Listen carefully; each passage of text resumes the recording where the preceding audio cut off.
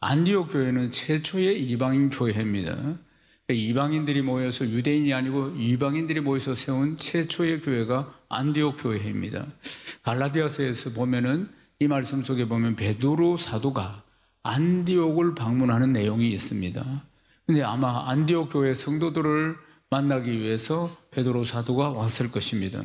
그래서 학자들이 그럼 베드로 사도가 왔을 때가 언제쯤인가 이렇게 여러 가지 성경에 있는 내용을 가지고 추측하기를 AD 49년, 그러니까 예루살렘 공의회가 있었던 이후라고 보는 겁니다.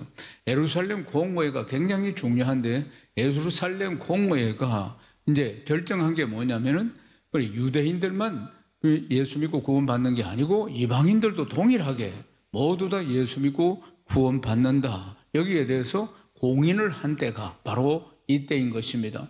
그래, 택한 자들이 우리만 구원받는 게 아니고 이방인들도 모두 다 예수 믿고 구원받는다 하는 것을 공인, 그게 계속 논쟁이 있었다 이 말입니다.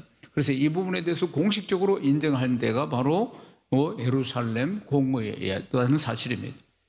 그 자리에 이제 물론 다 있었겠죠. 또 베드로 사도는 그러니까 고넬료, 백부장인 고넬료, 이방인이죠. 고넬료 가정에서 복음을 전할 때 그들이 다 성령을 받고 예수 믿고 구원받는 장면을 베드로는 직접 현장에서 목격한 사람이기도 합니다. 그래서 하나님께서 이방인을 다 구원하시기로 작정하셨구나, 모든 인생들을 다 구원하시는구나. 베드로는 요바에 있을 때 환상을 3번이나 봤습니다. 그러면서 이방인을 구원하시는 하나님의 뜻이 무엇인지를 알게 된 것이에요. 그런데 이제 안디옥 교회를 방문해서 이제 결국 이제 안디옥 교회는 이방인들 아니겠습니까? 이방인 예수 믿는 사람들입니다. 이들과 식탁 교제, 식사를 같이 하고 있을 때 일어난 사건입니다. 갈라디아서 2장 11절에서 13절 말씀 함께 읽겠습니다. 게바가 안디옥에 이르렀을 때 책망받을 일이 있기를 내가 그를 대변하여 책망하였노라. 야고보에게서 온 어떤 이들이 이르기 전에 게바가 이방인과 함께 먹다가 그들이 오매 그가 할례자들을 두려워하여 떠나 물러가매 남은 유대인들도 그와 같이 외식함으로 바나바도 그들의 외식에 유혹되었느니라.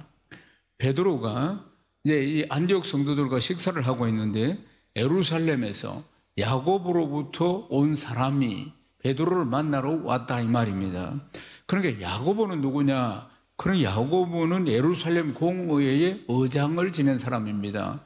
근데 그러니까 이제 그때 결정한 게 전부 다 바울이 하고 있는 이방인 선교를 인정하고 이방인 개종자들 그거들을 또 인정하고 율법을 초월해서 그들이 다 모든 민족들이 다 예수 믿고 구원받게 된다, 이 사실을 인정한 때가 예루살렘 공의회라고 했지 않습니까? 이걸 결정한 사람이 야고보라 그 말입니다. 의장이었다는 것이에요.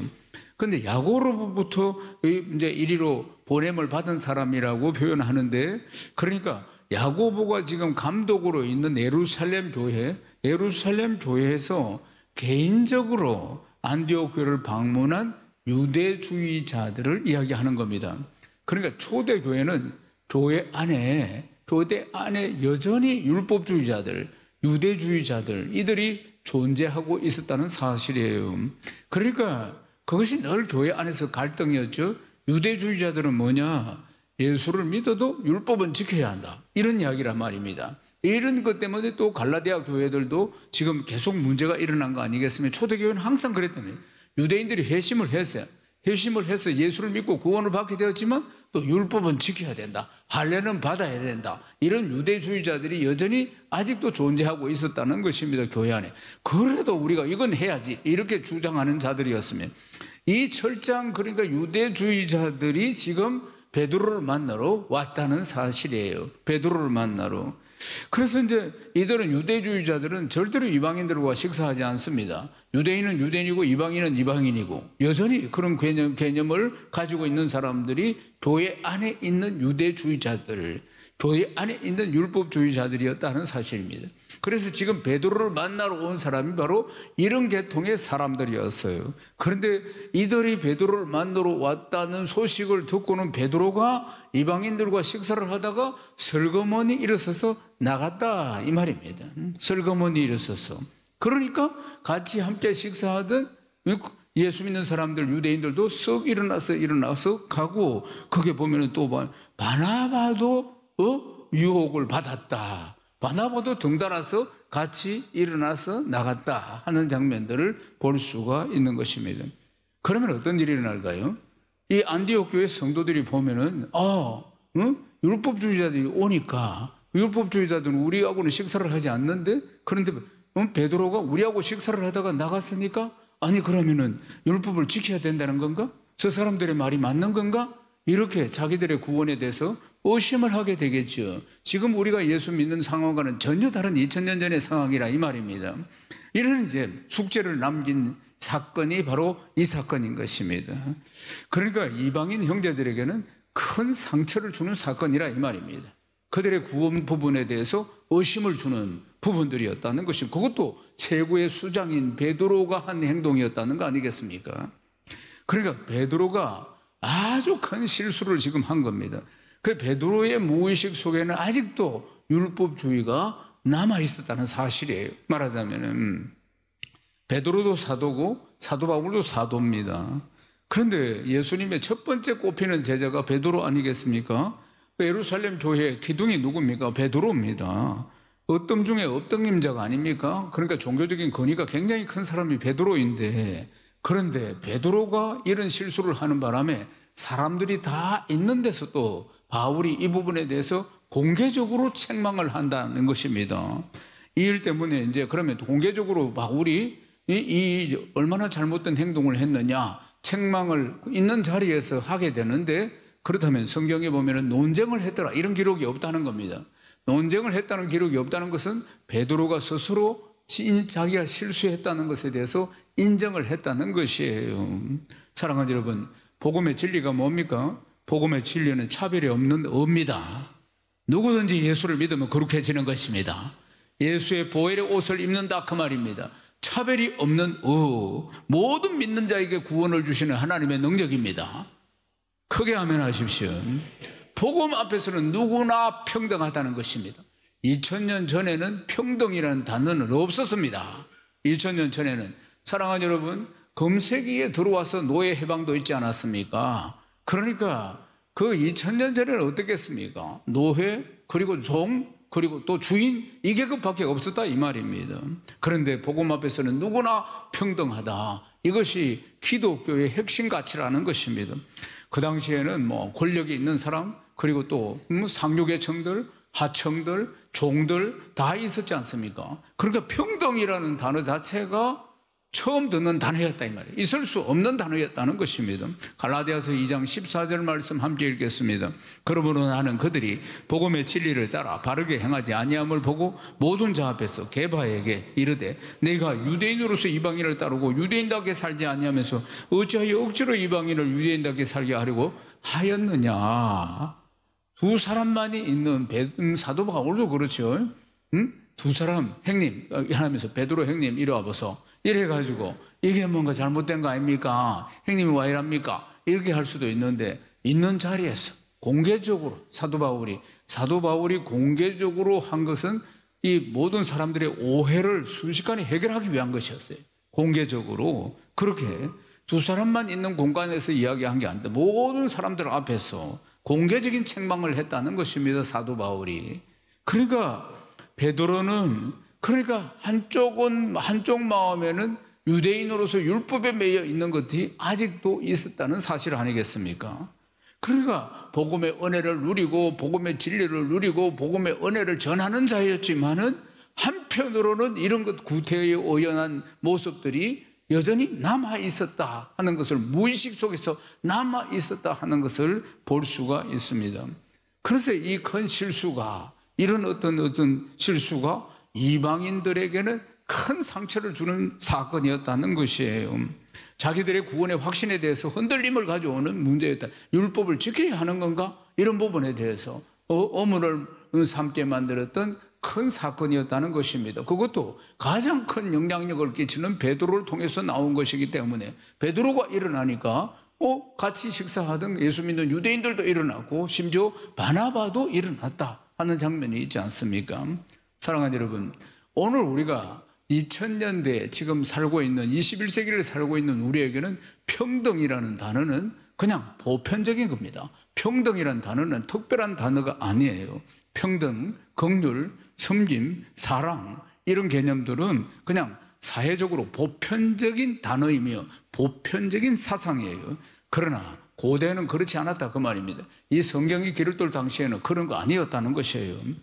고대는 어떻습니까? 이 성경이 기록될 당시에도 그냥 뺏고 뺏는 전쟁의 시대였습니다. 그래서 평등이 아니라 이기면은 주인 되고 이제 지면은 노예 되는 것입니다. 지가 아무리 떵떵거리고 살아도 전쟁에 지면은 노예가 되는 것이에요.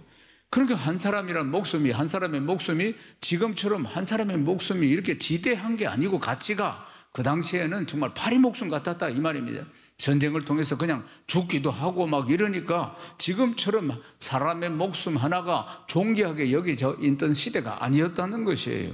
여자, 어린아이, 노인, 이방인 다 사회 약자입니다. 사회 약자가 여전히 존재하고 있었어요. 그러니까 약자는 어떻게 됩니까? 약자는 노예 되는 것입니다.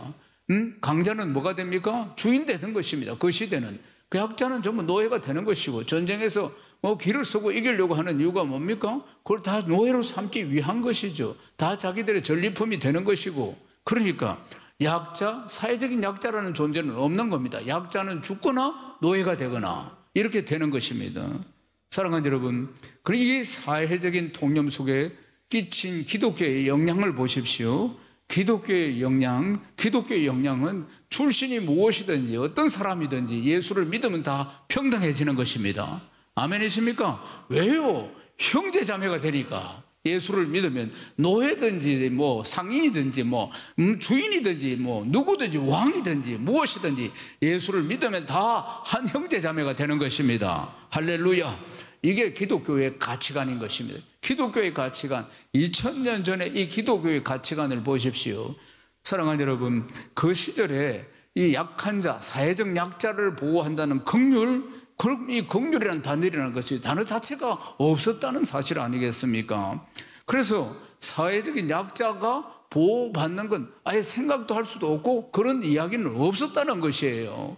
사랑하는 여러분, 그러니까 사회적인 약자는 다시 말씀드리면 죽든지 팔려가든지 종으로 그런 시절이었다는 것입니다.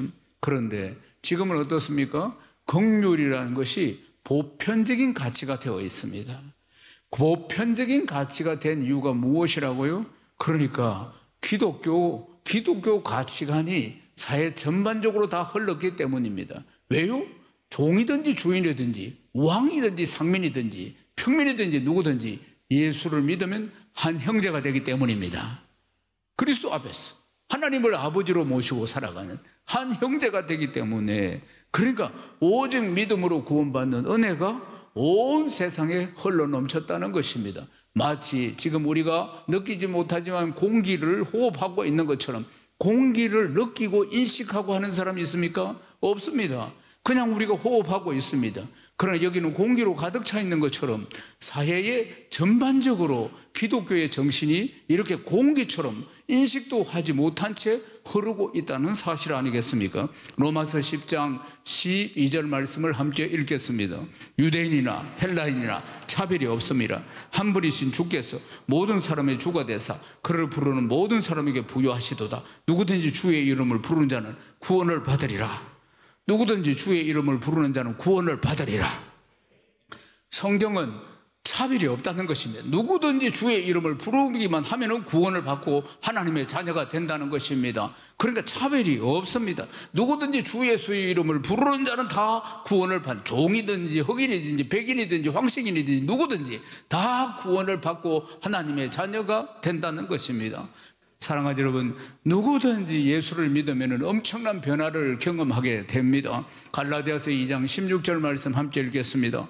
사람이 어렵게 되는 것은 율법의 행위로 말미암음이 아니요 오직 예수 그리스도를 믿음으로 말미암은 줄 알므로 우리도 그리스도 예수를 믿나니 이는 우리가 율법의 행위로서가 아니고 그리스도를 믿음으로써 어렵다함을 얻으려 함이라. 율법의 행위로는 어렵다함을 얻을 육체가 없느니라. 아멘. 지금 갈라디아 교회 안에 들어와 있는 율법주의자들 때문에 이 교회가 혼란 속에 빠져 있다는 것입니다. 사도 바울이 복음을 전해서 예수를 믿어서 교회를 세웠는데 2, 3년 만에 가보니까 이 율법주의자가 들어와서 문제를 일으켰는데 지금 이 안디옥 교회에서 베드로 사도가 향한 이 행위까지 전부 다 이 문제 때문에 지금 일어나고 있는 문제 아니겠습니까? 사랑하는 여러분, 누구든지 예수를 믿으면 어렵다함을 받습니다. 아멘이십니까? 누구든지 믿음으로 예수를 영접하기만 하면 모두 다 어렵다함을 받게 된다는 것입니다. 모두 다 하나님의 자녀가 되고 누구든지 다 구원을 받는다는 것 아니겠습니까? 사랑하는 여러분, 믿음 외에는 다른 방법이 없음을 강조하고 있는 것을 말씀하고, 율법이 아니고 믿음 외에는 구원을 받을 방법이 없다고 지금 사도 바울이 혼란 속에 빠진 갈라디아 교인들에게 강조하고 있는 모습을 볼 수가 있습니다. 할렐루야. 제 아래서는 유대인도 헬라인도 없다는 것입니다. 모두 이 문제를 해결할 수 있는 방법은 주 예수 그리스도를 믿는 길 외에는 없는 줄로 믿습니다. 로마서 3장 9절 말씀을 함께 읽겠습니다. 그러면 어떠하냐? 우리는 나으냐? 결코 아니라 유대인이나 헬라인이나 다 제 아래에 있다고 우리가 이미 선언하였느니라. 모두 다 죄인이라 이 말입니다. 유대인이든지 헬라인이든지 모두 다 죄인이라는 것입니다. 그러니까 차별이 없는 이 복음은 오직 믿음으로 얻는 구원이고, 이 구원이 우리를 어렵게 한다는 것입니다. 구원을 받는 순간에 예수 그리스도, 우리는 뼛속까지 새까만 오골개와 같은 죄인인데 예수의 보혈의 옷을 입혀주시는 것이에요. 예수 보혈의 옷을 탁 입혀주시면서 의인이다, 의인이다, 의인이다, 내 자녀다 이렇게 불러주시는 것입니다. 아멘이십니까? 갈라디아서 2장 20절 말씀을 읽겠습니다. 내가 그리스도와 함께 십자가에 못 박히나니 그런 적 이제는 내가 사는 것이 아니요 오직 내 안에 그리스도께서 사시는 것이라. 이제 내가 육체 가운데 사는 것은 나를 사랑하사 나를 위하여 자기 자신을 버리신 하나님의 아들을 믿는 믿음 안에서 사는 것이라. 아멘. 내가 그리스도와 함께 십자가에 못 박혔다, 이 말씀인 것입니다. 이전에 내가 욕심을 따라서 살았던 나는 뭐 잘 먹고 잘 살기 위해서 뭐 그렇게 살았던 감정이 뭐 늘 죽을 듯이 왔다 갔다 했던 뭐 정욕을 따라서 살았던 이게 이전에 나 아니겠습니까? 율법을 따라서 살았던 내 사람 아니겠습니까? 이 사람을 십자가에 못 박는 게 예수 믿고 구원받는 것입니다. 아멘이십니까? 십자가, 내가 못 박혀야 할 그 십자가, 우리 주님이 대신 지시고 거기에 주님이 십자가에 못 박혔었습니다. 그래서 내 과거의 죄, 내 현재의 죄, 내 미래의 모든 죄를 다 담당해 주셨습니다. 죄로 인한 모든 내 인생의 저주를, 내 슬픔을, 내 고독을, 내 공허를 다 주님이 십자가에서 담당해 주셨습니다. 할렐루야.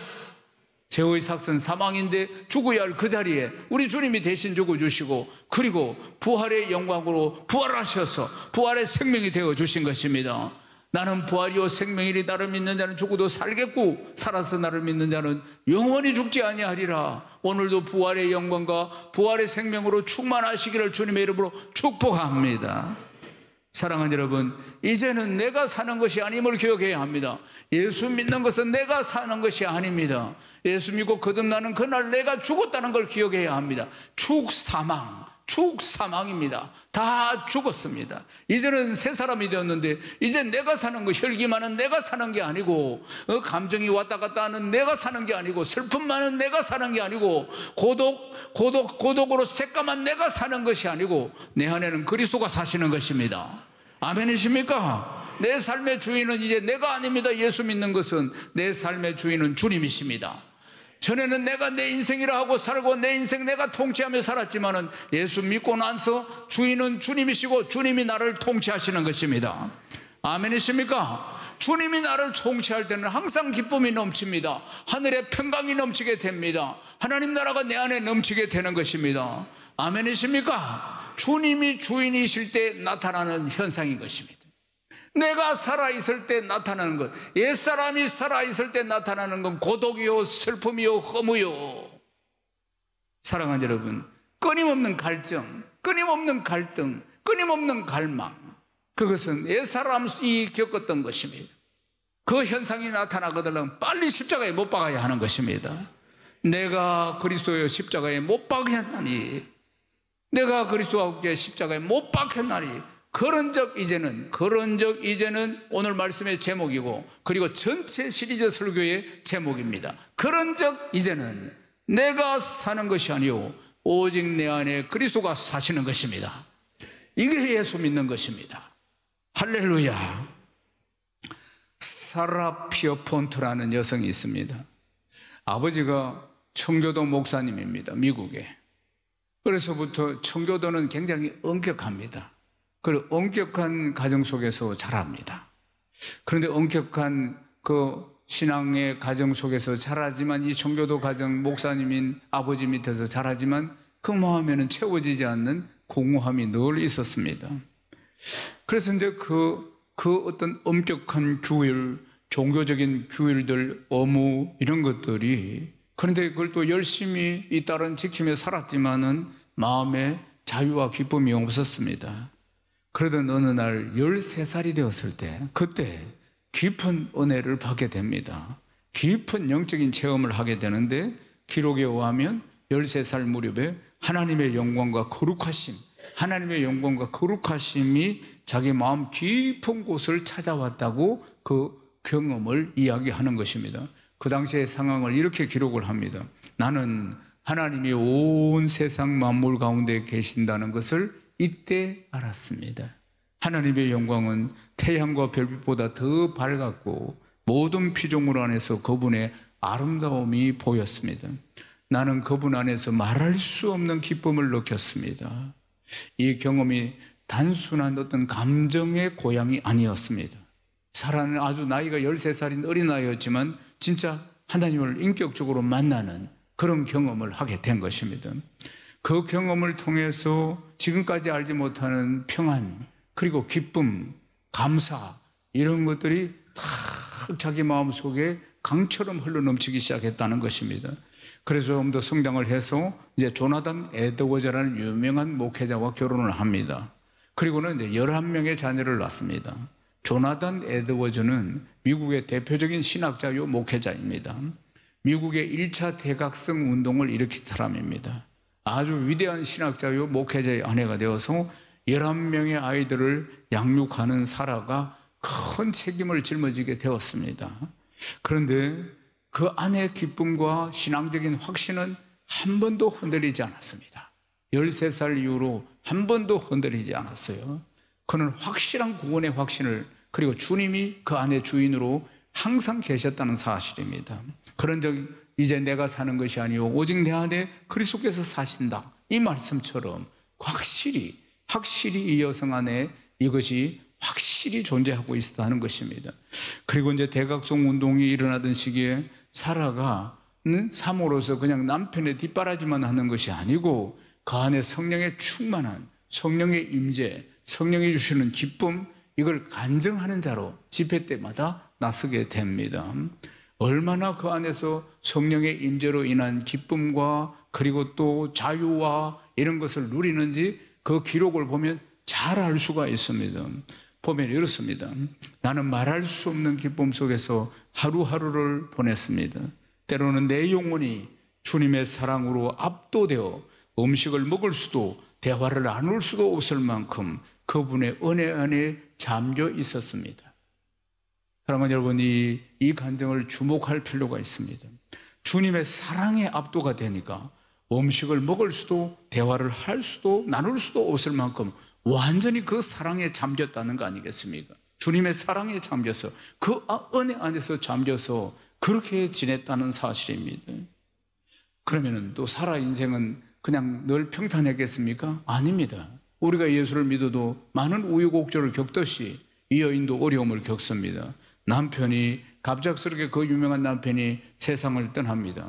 얼마나 큰 충격이겠습니까? 그런 가운데서도 이 여인이 한 번도 주님이 주인 되시니까 흔들리지 않습니다. 이런 상황 가운데서도 여전히 믿음과 소망과 사랑이 넘치는 삶을 삽니다. 이제 이 여인의 자녀, 손주들 중에서 수많은 목회자, 신학자, 교육자가 나왔습니다.